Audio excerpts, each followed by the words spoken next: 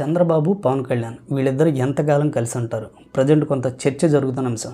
ఎందుకంటే చంద్రబాబు ముఖ్యమంత్రిగా ఛార్జ్ తీసుకున్నారు. అలాగే పవన్ కళ్యాణ్ గారికి అయితే డిప్యూటీ సీఎంగా ఇచ్చారు. అలాగే కీలక మంత్రిత్వ శాఖలు కూడా కేటాయించారు.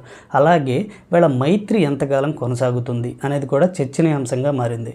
ఆల్రెడీ పవన్ కళ్యాణ్ గారు ఎలక్షన్స్కి ముందు చెప్పారు, తెలుగుదేశం అండ్ జనసేన కూటమి కనీసం 10 సంవత్సరాల పాటు అధికారంలో ఉండాలి అని. సో ఖచ్చితంగా వీళ్ళిద్దరూ 10 సంవత్సరాల పాటు కలిసి ప్రయాణిస్తారా లేదా అనే క్వశ్చన్స్ అయితే రైజ్ అవుతున్నాయి.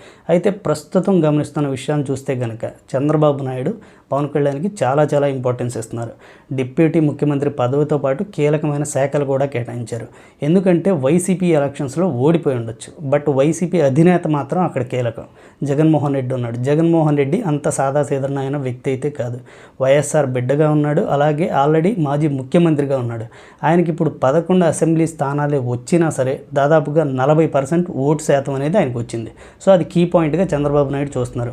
ఒకవేళ ఈ కాంబినేషన్ కనుక 2029లో జనసేన టీడీపీ కాంబినేషన్ కలిసి వెళ్ళకపోతే ఖచ్చితంగా అది వైసీపీకి అడ్వాంటేజ్గా మారే అవకాశం ఉన్నాయి. సో ఎట్టి పరిస్థితుల్లో వైసీపీకి అలాంటి అవకాశం ఇవ్వకూడదనే ఉద్దేశంతోనే పవన్ కళ్యాణ్ గారికి చంద్రబాబు నాయుడు గారు అత్యంత ముఖ్యమైన ప్రయారిటీని ఇస్తున్నట్టు కనపడుతుంది. డిప్యూటీ సీఎం ఇవ్వడంతో పాటు ప్రభుత్వ కార్యాలయాల్లో చంద్రబాబు ఫోటో పక్కన పవన్ కళ్యాణ్ ఫోటో పెట్టాలి అనే ఆదేశాలు కూడా జారీ చేశారు.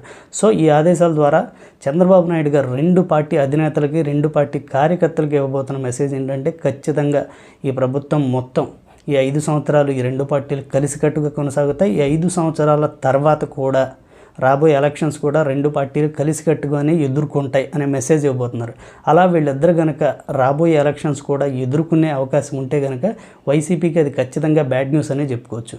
ఆసారి కూడా వైసీపీ అధికారంలోకి రాకుండా ఉంటే కనుక ఖచ్చితంగా ఏపీలో 2 పార్టీలే మిగిలే అవకాశాలు కనపడుతున్నాయి, Telugu Desam and Janasena. Chandrababu and Pawan Kalyan sketch చూస్తే కనుక ఇదే అన్నట్టు కనపడుతుంది. వాళ్ళిద్దరూ ఒకళ్ళంటే ఒకళ్ళు పూర్తి నమ్మకంతో ఉన్నారు.